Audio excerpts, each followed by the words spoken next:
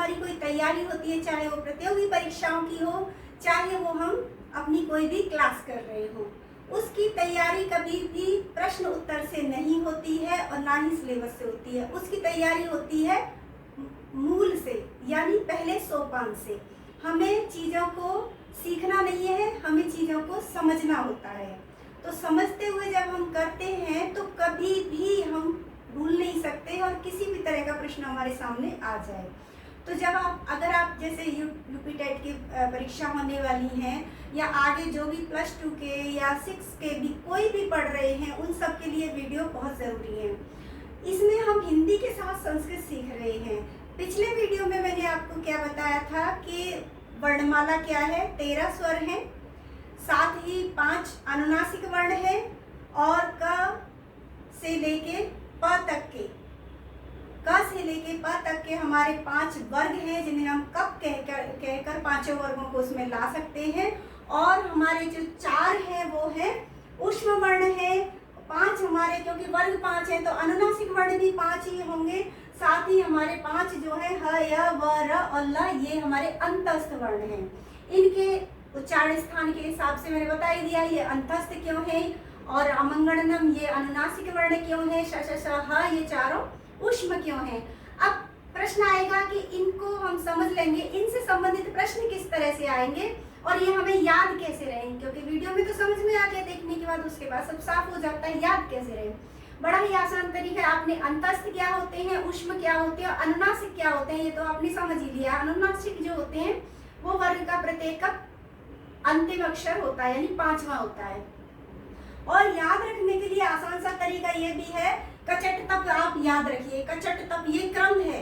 कचट तप यानी क वर्ग क ख ग घ अंग, च च च ज ज अ, ट ट ठ ड ढ ण, त त थ द ध न, प प प ब भ म। तो ये हो गए 5 वर्ग जिसमें के अंत में आ रहा अनुनासिक वर्ण। और इनका क्रम अगर आप कचट तप याद रखोगे तो आप इनका क्रम कभी नहीं भूलोगे। यदि आपको ऐसे भी याद नहीं रहता कि पहले गला, फिर मूर्धा, फिर पहले गला, फिर तालव्य, फिर मूर्धा, फिर दंत और फिर ओष्ठ, तो ये भी आपको जैसे कचट तप आपने याद रखा है, इसी तरह से आप उच्चारण स्थानों को याद रख सकते हैं। उसको इस तरह कर सकते हैं, कंता मुदो नाच। कंता कन यानी कि कंठ, कावर अ क ह, अकुह विसर्जनी आना और विसर्ग का उच्चारण स्थान कंठ। कन हो गया ना कंठ। दूसरा उच्चारण स्थान ऊपर से इसके ऊपर आएंगे तो क्या होगा, तालव्य। तो ता, तो कंता हो गए दोनों। और तालव्य से क्या बोला जाता है, इच यशानाम। तालव्य यानी ई च वर्ग य, और ये वाला जो श है इसका जो उच्चारण स्थान होगा वो तालव्य होगा। मु, तो मु मूर्धा, कंता मु, मु यानी मूर्धा। मूर्धा से जो बोले जाते हैं वो क्या है, ट ठ ड ढ ण। अब या कोई भी आपको कंफ्यूजन नहीं होगा, अक्सर ट वर्ग पहले क्या आता है या त वर्ग, इसका जो भी आपका असमंजस है, संदेह है, वो आज बिल्कुल दूर हो जाएगा कि मूर्धा पहले आती है ना कि दांत पहले आते हैं मुख के अंदर। इसलिए मूर्धा से बोला जाने वाले जो वर्ण हैं वो है ट ठ ड ढ न, और इसीलिए ट वर्ग से पहले आएगा। तो ये मूर्धा, क वर्ग कन यानी कंठ, च वर्ग ता यानी तालव्य, ट वर्ग मु मूर्धा, त वर्ग द यानी दंत। तो ये हो गया त वर्ग त थ द ध न। और ओ यानी ओष्ठ, ये हो गया प वर्ग। ओष्ठ से बोला जाने वाला हो गया प वर्ग। तो ओ यानी ओष्ठ, द यानी दंत, मु यानी मूर्धा, ता यानी तालव्य, कम यानी कंठ।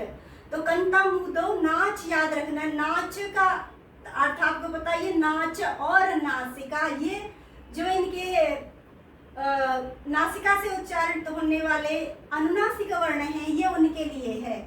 और नासिका, इन वर्गों में अंत में जो वर्ण आएगा उसके लिए नासिका भी और लग जाएगी साथ में। तो कचट तप ये आपका वर्ग का क्रम है और कंता मुदो नाच ये इनके उच्चारण स्थानों का क्रम है। तो तो ये आपने यहाँ तक ये पहले वाला है वो समझ लिया है। अब हम इससे पहले कि ये देखें कि प्रश्न किस तरह से आते हैं, विशेष रूप से प्रतियोगी परीक्षाओं में जो प्रश्न आते हैं वो कैसे आते हैं, ये भी हम बताएंगे किस किस तरह से आ सकते हैं।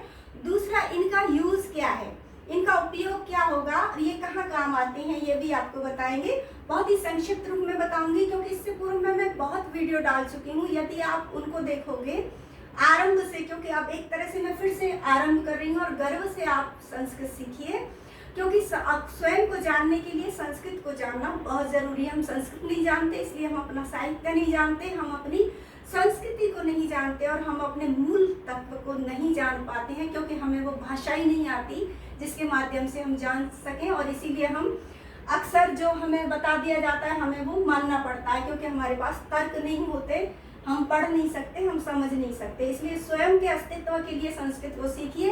ये मत सोचिए कि इससे करियर क्या होगा, गर्व से कहिए कि हम संस्कृत पढ़ रहे हैं और गर्व से कहिए हम संस्कृत शिक्षक हैं। तो चलिए आ जाइए, सबसे पहले आ जाते हैं हम माहेश्वर सूत्र पर। जैसे हिंदी वर्णमाला है तो संस्कृत वर्णमाला को हम बोलते हैं माहेश्वर सूत्र या शिव सूत्र। और ये कितने हैं, इनकी संख्या 14 है। शिव सूत्रों की, माहेश्वर सूत्रों की संख्या जो है वो 14 है। और इनको इस तरह से मैं बोलूंगी, आप याद रखेंगे, इस तरह से ही आप बार बार इसे गाएंगे तो याद रखेंगे। आई ओण रील रिक औंग आई औच हया वरट लड़ अमंगणनम जब घड़ दश जब घड़ दश खप छटा थ चट तब कपिया शश शर हल। फिर से देखिए, आई उण रील रिक औंग आई औच हया वरट लड़ मंगणनम जब अण घड़ दश जब घड़ दश कप चट तब कपिया शश शर हल। आओ शिव सूत्रों से प्रत्याहार बनाते हैं, आदि अंत के सब वर्णों को लेते जाते हैं। आओ शिव सूत्रों से प्रत्याहार बनाते हैं, आदि मध्य के सब वर्णों को लेते जाते हैं। प्रत्याहार में अंतिम हल को छोड़ते जाते हैं, प्रत्याहारों से सिद्धि सूत्र बन जाते हैं। तो आओ, अब ये जो शिव सूत्र है हमारे पास, आई ओण रील रिक औंग आई औच हया वरट लड़ मंगणनम, यहाँ तक देखिए। इनसे क्या करते हैं, इनसे बनते हैं प्रत्याहार। और प्रत्याहारों का यूज कहाँ होता है, वो होता है सूत्रों से, क्योंकि प्रत्याहारों से सिद्धि सूत्र बन जाते हैं।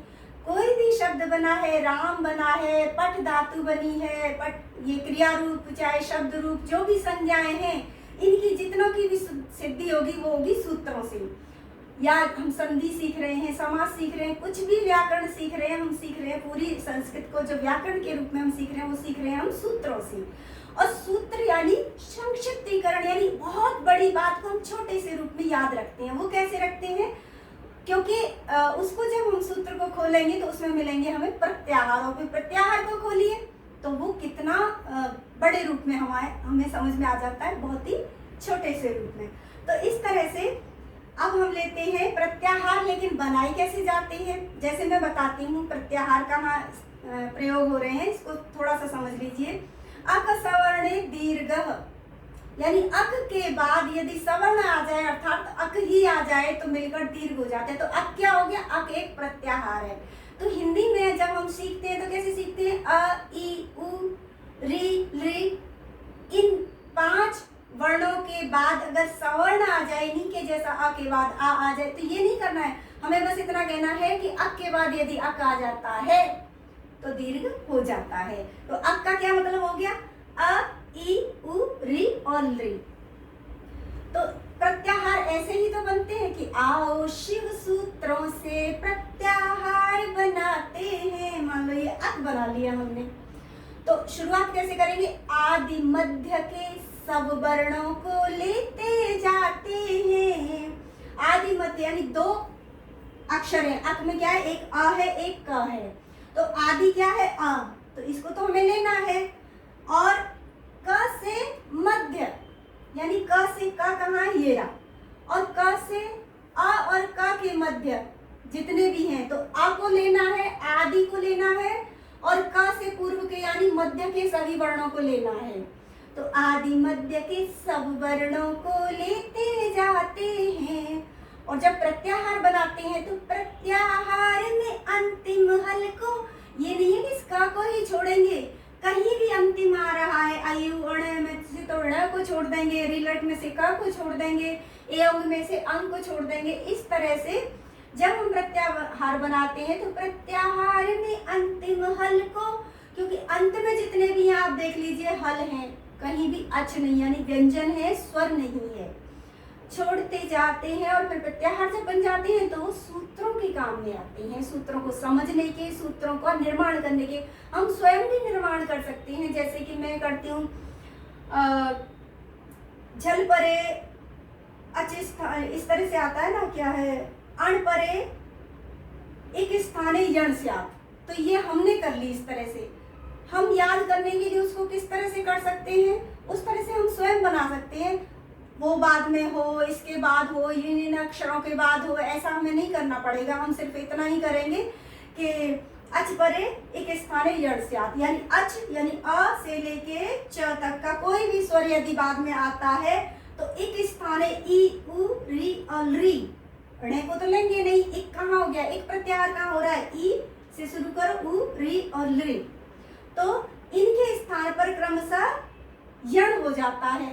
यण प्रत्याहार बनाइए। अब यण कहाँ से बनाएंगे, य से शुरू करो, कहीं भी ऐसा है जो भी प्रत्याहार का नाम है, जैसे यण आया तो य से शुरू करो और ऋण तक पहुंच जाओ, लेकिन ऋण को लो मत, क्योंकि ऋण क्या है, हलंत्यम, अंतिम हल है, और अंतिम हलों को हम छोड़ते जाते हैं। तो देखिए हम शुरू करते हैं यहाँ से, ह को छोड़ के य यहाँ पे है, य व र, तय को नहीं लेंगे क्योंकि हलंत्यम है, और ये ला को हमने ले लिया। तो यहाँ एक स्थान है यण स्यात्, ई के स्थान पर य होगा, उ के स्थान पे व होगा, री के स्थान पे र होगा, लृ के स्थान पे ल होगा, टा को लेंगे नहीं, ऋण को लेंगे नहीं, इस तरह से हमारा होता है। तो समझिए प्रत्याहार कैसे बन रहे हैं। मैं कुछ थोड़े से बना के बताती हूँ। मान लीजिए आपको अण प्रत्याहार बनाना है, तो क्या करेंगे, इसको अ से शुरू करेंगे और ण से पूर्व तक के सब वर्णों को ले लेंगे, क्योंकि यही तो कहा है कि प्रत्याहार में अंतिम हल को छोड़ते जाते हैं और आदि मध्य के सब वर्णों को लेते जाते हैं। आदि यानी शुरू के, अंत यानी अंतिम, तो आदि यानी अ से शुरू करें, अ ई, आ ले लिया, फिर हमने ई ले लिया, इस तरह से हम लेते जाएंगे, आ ई उ, ण को लेंगे नहीं, और फिर हम लेंगे ण को लेंगे नहीं, और उसके बाद खत्म हो जाता है।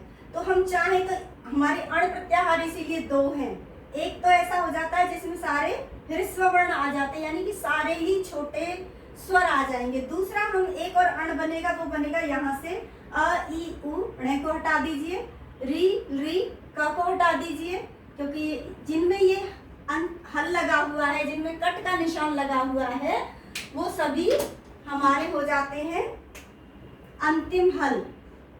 कट का निशान ये जो हलंत है, इसीलिए इसको कहते हैं अंतिम हल, यानी हल अंत। इसीलिए ये जो निशान होता है ना, इसको हम हलंत ही बोलते हैं। कहने का भाव ये है कि ये जो दृश्य है उसको ग्रहण नहीं किया जाता है, दिखाई दे रहा है, समझने के लिए है, सूत्र बनाने में काम आएगा, लेकिन इसे लिया नहीं जाएगा। तो एक हम अण जो बनाएंगे वो कहाँ से बनाएंगे, अ ई उ री लृ, क को छोड़ दो, ए ओ आई औ, च को हटा दो, ह य व र और ल, ये यहाँ तक आएगा। यानी कि एक अण में तो केवल ह्रस्व स्वर आते हैं, केवल अ ई उ ही आएगा।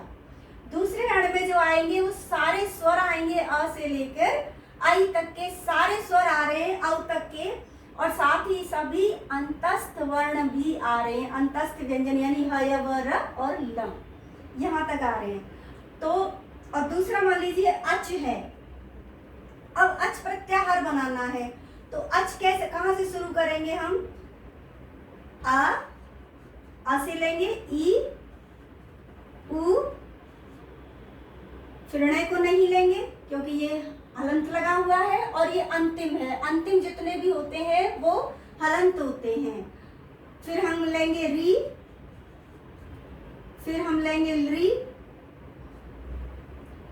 और इस तरह से फिर हम लेंगे ए, ओ, आई और औ। बस उसके बाद च हमें लेना नहीं है क्योंकि अंतिम हल है। तो अ, ई, उ, री, रे, ए, ओ, आई, औ कहने की बजाय अगर हम अच कह दें तो बस वही बात है। फिर अच को, अब ये जो इतने अक्षर हैं ये केवल एक इतने से प्रत्याहार में आ गए। ये हो गया इनका संक्षिप्तीकरण, यानी अच कहने का। अगर आपको प्रत्याहारों को याद रखने की जरूरत नहीं पड़ेगी सूत्रों के लिए।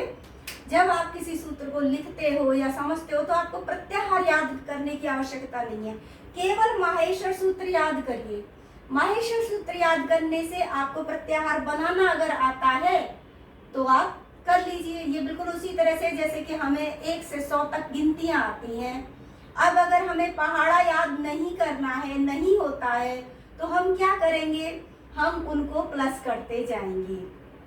जैसे 1 से 10 तक, जैसे हम लिखते हैं ना 1 से 10 तक, तो इस तरह से उसके भीतर आगे 9, 8, 7, 6, 5, 4, 3, 2 ये सारे आ जाते हैं। 1 से 10 की उसको बताते हैं।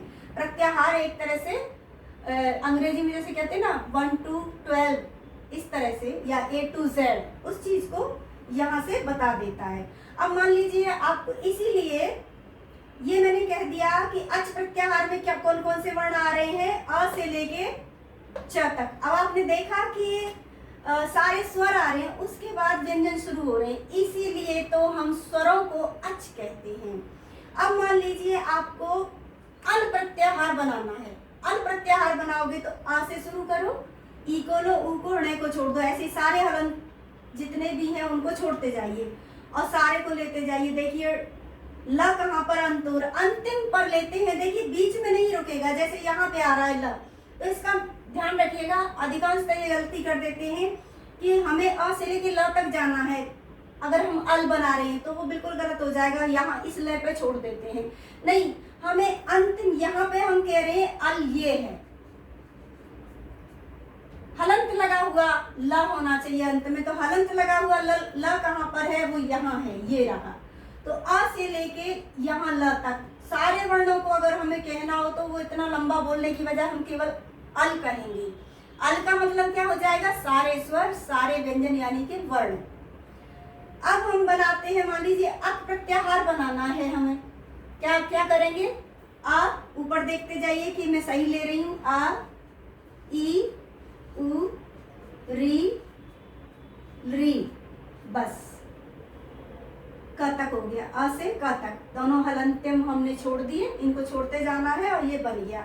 अब मान लीजिए हमें एच प्रत्याहार बनाना है, तो एच प्रत्याहार बनाने के लिए हम कहाँ से शुरुआत करेंगे? हम करेंगे ए, ढूंढते हैं पहले हम कहाँ है, ये रहा। तो ए, ओ, आई और औ, बस क्योंकि च तक लेना है ना, च, तो ये हो गया एच प्रत्याहार।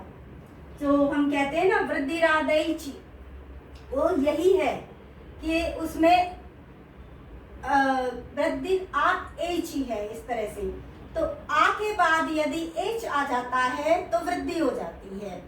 तो आ के बाद यदि वृद्धिरादैची, देखिए सूत्रों में काम आ रहा है, मैं सिर्फ संधियों के उदाहरण देकर बता रही हूँ। वृद्धिरादैची यानी कि आठ के बाद यदि एच आ जाता है तो वृद्धि हो जाती है। आठ से तात्पर्य अ या आ के बाद यदि एच आता है, ए, ओ, आई, औ, ए, ओ, आई, औ अगर आते हैं तो इनकी वृद्धि हो जाती है, दोनों की मिलके। तो वृद्धि क्या होगा? ए के स्थान पे आई हो जाएगा, ओ के स्थान पे औ हो जाएगा, आई के स्थान पे आई हो जाएगा और औ के स्थान पर औ, क्योंकि ये तो वृद्धि है। और वृद्धि करोगे तब भी ये यही रहेंगे, क्योंकि तीसरा कोई वृद्धि का नहीं है, केवल यही बताए हैं, दीर्घ ही हो जाता है। तो ये वृद्धि कहलाती है। इसीलिए इनकी जो संज्ञा है ना आई और औ की, इनकी संज्ञा वृद्धि है। इनको वृद्धि संज्ञक अगर प्रश्न आता है वृद्धि संज्ञक वर्ण कौन कौन से हैं, तो ध्यान रखिएगा आई औ अर ओ आर, आई औ और आर ये आ जाते हैं। आर जो कि री के स्थान पर होता है अधिकांशतः। जैसे कृष्ण, आगे उदाहरण में बताऊंगी, चलिए आगे इतना सीख लेते हैं। अब मान लीजिए एक प्रत्याहार बनाना है आपको, तो क्या करेंगे, ई से शुरू कर दीजिए, ह्रस्व ई से, और ये हलंत वाले क तक ले आइए, तो आपको छोड़ देते हैं यहाँ पर, और एक प्रत्याहार बनाते हैं ई उ री और ली, हो गया एक, बस ये वाले क तक हो गया, क्योंकि और कहीं पे फिर कोई क नहीं है। तो एक प्रत्याहार में क्या आ गया, ई उ री और री आ गया, तो ई उ री और ली, ये चार वर्ण एक प्रत्याहार में आ गए। अब मान लीजिए हमें अम प्रत्याहार बनाना है, तो ये वाला अ शुरू करो और ये हलंत्यम वाले म तक लाइए, अ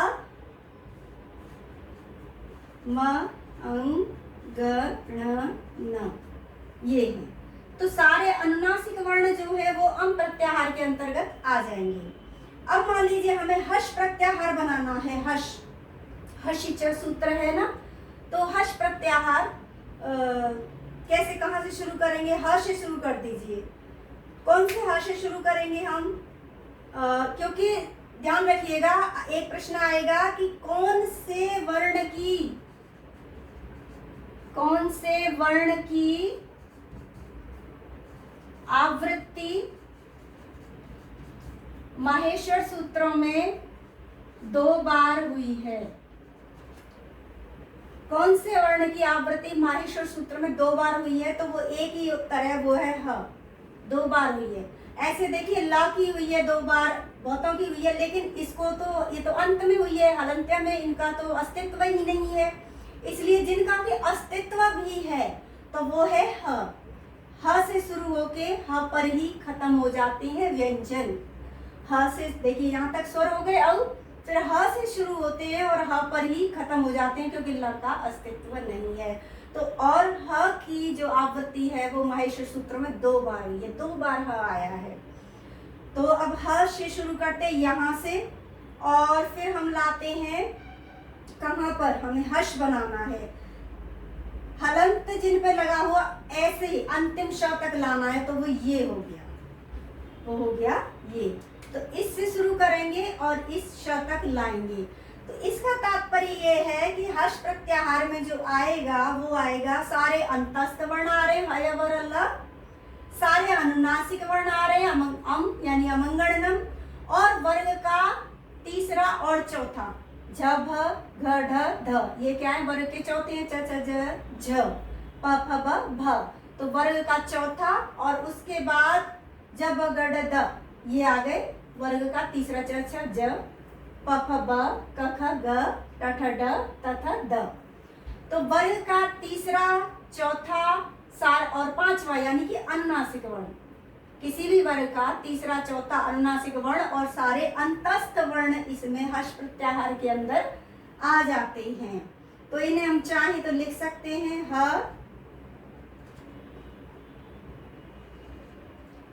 य व र ल, टाको लेंगे नहीं, फिर अ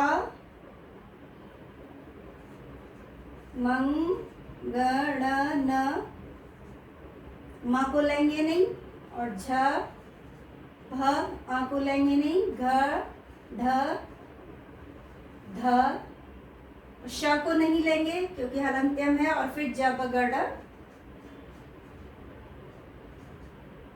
बस ज ब ग ड द, ज ब ग ड द, यहाँ तक ये आ जाता है। इतना इसको नहीं लेंगे, फिर ये यहाँ तक, ये यहाँ तक, और ये इतने, यानी वर्ग का तीसरा, चौथा और पांचवा अक्षर, या कहें कि वर्ग का तीसरा, चौथा और सभी और अनुनासिक वर्ण सारे ही साथ, यानी प्रत्येक वर्ग का तीसरा, चौथा और पांचवा, साथ ही अंतस्थ वर्ण जितने भी हैं पाचों वो है वर और ल। अब आ जाते हैं, मान लीजिए चर स्थान, वो जैसे सूत्र में आता है ना, खर परे झल स्थाने चर आदेश, चमत्कार जो बनता है, इस तरह के जितने भी सत्कार बनता है, सद प्लस कार तो सत्कार हो जाता है, तो वो उसी सूत्र से होता है। खर परे झल स्थाने चर आदेश। खर प्रत्याहार के वर्ण अगर परे हों तो पूर्व में आए हुए झल वर्णों को चर आदेश हो जाता है। चर क्या है, चर बना के देखो, च से शुरू करो, र तक ले आइए, ये रहा च ट त क प श स स, ये हो गया। यानी प्रत्येक वर्ग का पहला अक्षर च ट त क प, यही है ना, और साथ ही ऊष्म वर्ण ह को छोड़ के ऊष्म वर्ण, तो ये हो जाते हैं श श श। प्रश्न ऐसे भी आ जाते हैं, ऊष्म वर्णों की संख्या कितनी है, अंतस्थ व्यंजनों की संख्या कितनी है, और इस तरह से आगे हम चलते हैं। तो अब चर प्रत्याहार हमने इसी तरह से बना ही लिया, तो चर में यानी वर्ग का पहला ऐसे भी लिख सकते हैं, पहला अक्षर और ह को छोड़कर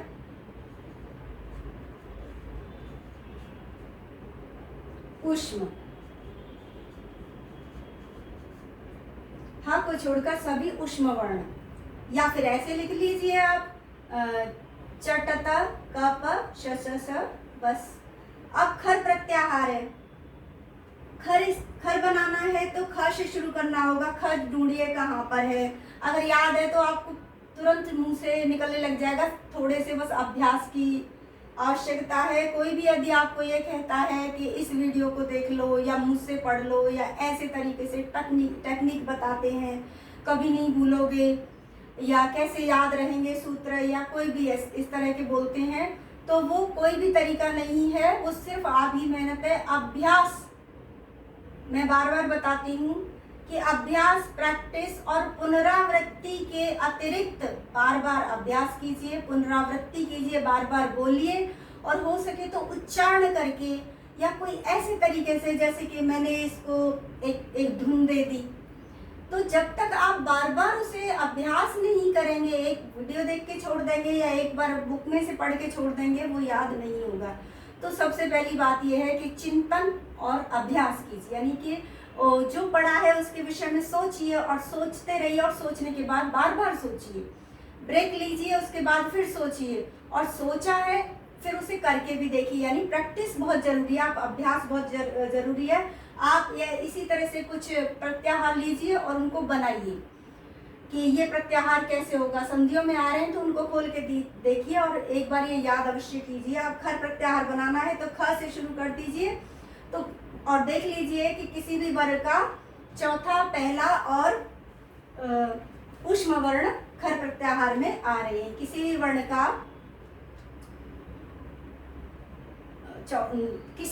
का दूसरा और पहला, किसी भी वर्ण का दूसरा, पहला और श स यानी ह को छोड़ के ऊष्म वर्ण, क्योंकि ख क्या है, दूसरा है अपने वर्ग का। ख, फ, छ, ठ, थ, ये क्या हो गए, किसी भी वर्ग के, ये क वर्ग का दूसरा, क, ख, प, फ, च, छ, और ट के बाद ये ठ, और त वर्ग का थ, ये दूसरे हो गए। और उसके बाद च, ट, त, ये क्या है, अपने वर्ग के पहले हैं। और क, प, तो यहाँ से यहाँ तक के, यानी किसी भी वर्ग का दूसरा और पहला अक्षर, साथ ही ह को छोड़ के ऊष्म यानी श, स, स, ये जो वर्ण हैं ये सब आ जाते हैं खर प्रत्याहार के अंतर्गत। इनको हम बोलते हैं खर, इनको बोलेंगे हम चर। इस तरह से हमें पूरे नहीं बोलने होते और बहुत ही हम संक्षिप्त रूप में बोल देते हैं। ख, फ, छ, ठ, थ, च, ट, त, क, व को नहीं ले रही हूँ, देख लो, मैं अपने आप ही एक अभ्यास हो जाता है। क, प, श, स, श, श, अपने आप एक गलती महसूस हो जाती है अभ्यास के बाद कि हमने कहाँ गलती कर दी, कौन सा श पहले आएगा। जैसे ही मैंने स लिखा तो मुझे लगा उससे पहले के उच्चारण स्थान का कहाँ गया, यानी कि मूर्धन्य शकार आएगा पहले, क्योंकि इच यशानाम तालव्य तालब के बाद ऋतु रसाना मूर्धा और फिर उसके बाद आता है ऋतु लसानाम। सा कहाँ पे आ रहा है? ये तीसरे नंबर पे। तो ये आ जाते हैं ख से लेके स तक के खर प्रत्याहार के वर्णों के अंतर्गत आ जाते हैं। ये आपने आज सीखा है महेश्वर सूत्र। उनका उच्चारण स्थान और वर्णमाला को मैंने पहले ही बता दिया है। याद करने का तरीका है कि वर्गों का क्रम याद रखिए, कचट तप, और उनका उच्चारण स्थान होगा कंता मुदो नाच, जिसे कहते हैं ना कंता मुधो नाच, यानी मुंह धोकर नाचते हैं। वो तो आपको धो नहीं करना है और ह नहीं लगाना है, मुंह होता है शुद्ध शब्द, तो मुंह नहीं करना है, आपको करना है मुंह दो नाच। मुंह यानी मूर्धा, दो यानी द प्लस ओ, द यानी दंत, ओ यानी ओष्ठ। तो ओ जब भी हमारा स्वर अगर किसी व्यंजन के बाद आ रहा है तो होता क्या है कि हम उस स्वर को उस पर लगा देते हैं, इसीलिए मैंने द को ओ करा है।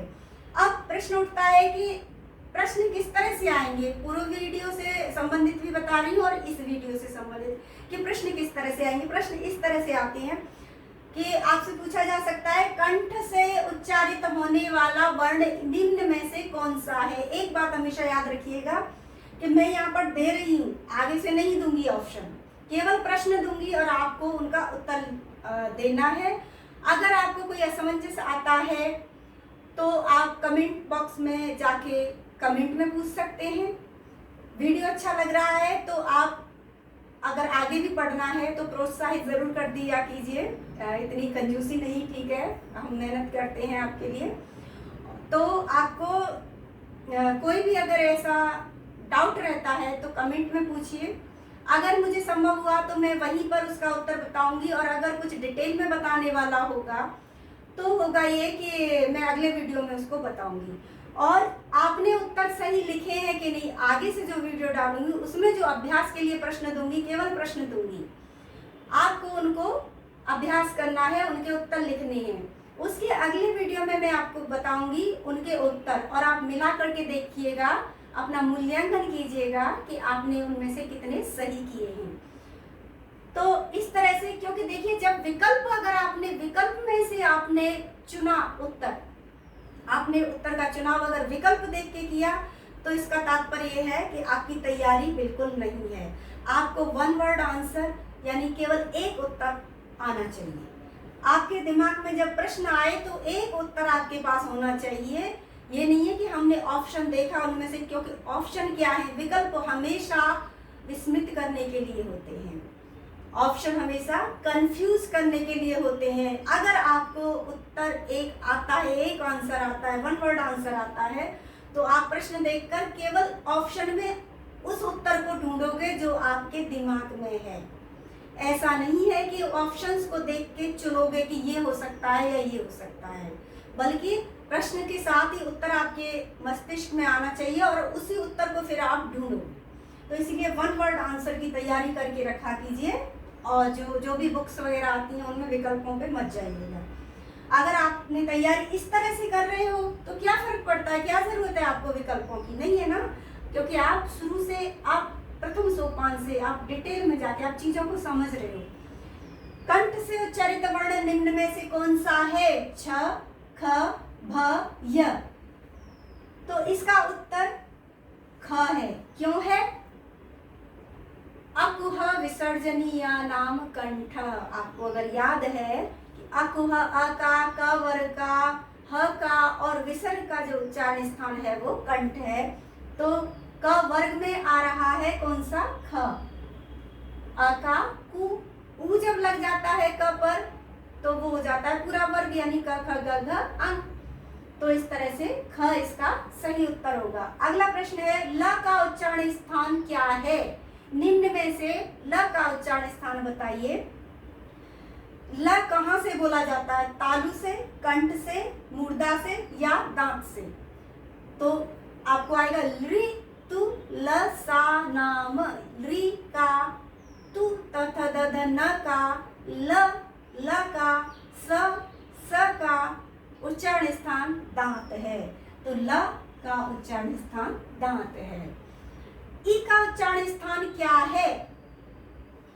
इच या शा नाम, मैं ऑप्शन नहीं देखूंगी, मुझे कोई विकल्प नहीं चाहिए। इच या शा नाम तालव्य, तो इसका हो गया तालु। हिंदी में तालु दंत इस तरह से लिखा आएगा, संस्कृत में आएगा तालव्य। तो बस समझ लीजिएगा, उसमें इतना कंफ्यूज होने की जरूरत नहीं है। होठ आ जाएगा, ओष्ठ की जगह होठ लिखा हुआ आ जाएगा, इस तरह से होगा। आगे ओष्ठ से उच्चारित वर्ण कौन सा है, कौन सा वर्ण है, अब यहाँ हम देख लेंगे ओष्ठ से उच्चारित होने वाला कौन सा हो सकता है। अ नहीं, ओष्ठ का नहीं है। ह ये, क्योंकि हमें यदि हमें इनका भी पता है, अ क्या है, ये तो च वर्ग का है, तो इसका तो कंठ है उच्चारण स्थान। ह इसका उच्चारण स्थान भी कंठ है। इसका तालव्य है, इच या शा नाम, ये च वर्ग का, च छ ज झ अ, ये तालव्य है। ये अकुह विसर्जनीय नाम यानी ह कंठ का है।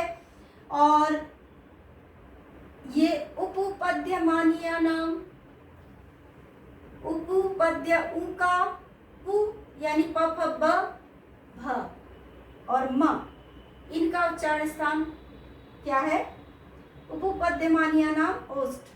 तो इसका जो उच्चारण स्थान है वो, और उपपद्यमानी का वो ये हो गया।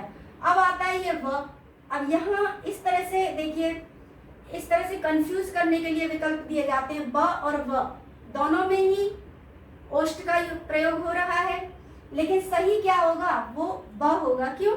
क्योंकि उन्होंने पूछा है कि ओष्ठ से उच्चारित वर्ण कौन सा है, ओष्ठ से बोला जाने वाला वर्ण कौन सा है।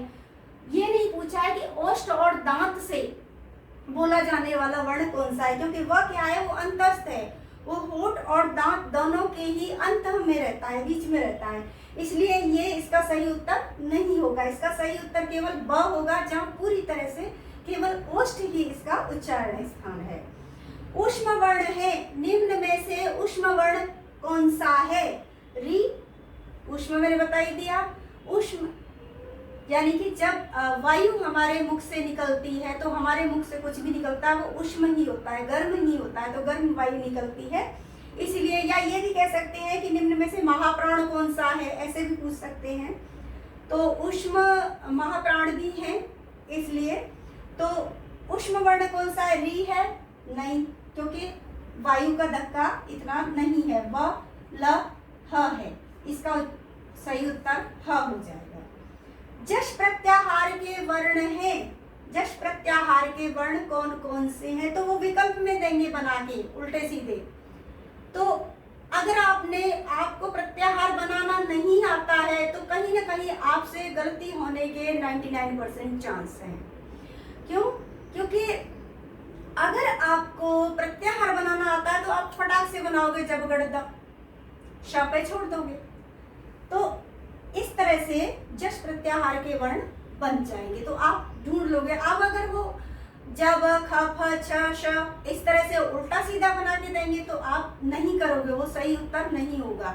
और अधिकांशतः कई बार ऐसा होता है, एक लाइन में जब ग ड त कर देते हैं, यानी एक को किया और आपने शुरू में ही देखा बस जब ग ड ओ सोचा यही है, बस यहाँ आ गया, तो ये नहीं। लेकिन अगर आपको प्रत्याहार बनाना आ रहा है और समझ लिया है कि प्रत्याहार होते क्या हैं, कैसे बनते हैं, केवल माहेश्वर सूत्र याद रखना होगा, तो आप कभी गलती नहीं करोगे। तो जब गणदश यानी वर्ग के, ऐसे भी पूछ सकते हैं विकल्प में, वर्ग का तीसरा अक्षर, वर्ग का चौथा अक्षर, यहाँ आते हैं वर्ग के तीसरे अक्षर ज ब ग ड द, प्रत्येक वर्ग का केवल तीसरा वर्ण लिया गया है। अट प्रत्याहार को बनाइए, ये आप स्वयं बना लीजिए। अट कैसे बनेगा, अ से शुरू करना है और हलंत वाले ट तक जाना है। और मैं बता देती हूँ इतना कि सभी स्वर और सभी अंतस्थ वर्ण इसमें आ जाएंगे, ल को छोड़ करके, अ से लेके यहाँ तक, ल को छोड़ के, ल भी अंतस्थ है लेकिन ल को छोड़ के सभी स्वर और सभी अंतस्थ वर्ण अट प्रत्याहार के अंतर्गत आएंगे।